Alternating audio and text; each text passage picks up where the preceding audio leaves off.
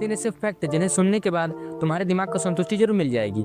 सबसे पहले ब्लूटूथ का आविष्कार सन 1994 में डॉक्टर जेफ हार्सन द्वारा किया गया था, जिसे तुम लोग कान में घुसड़े रहते हो। और ब्लूटूथ का नाम डेनमार्क के राजा हेराल्ड ब्लूटूथ के नाम से लिया गया है। दूसरा, जब तुम छींकते हो तो तुम्हारे मुंह और नाकों से निकलने वाली हवा की स्पीड पूरे 150 किलोमीटर प्रति घंटा होती है, जो कि एक एक्सप्रेस गाड़ी की रफ्तार से भी कहीं ज़्यादा होती है। तो अब तुम्हें किसी गाड़ी की जरूरत ही नहीं है, छींकते ही पूरे 150 की स्पीड पकड़ लोगे।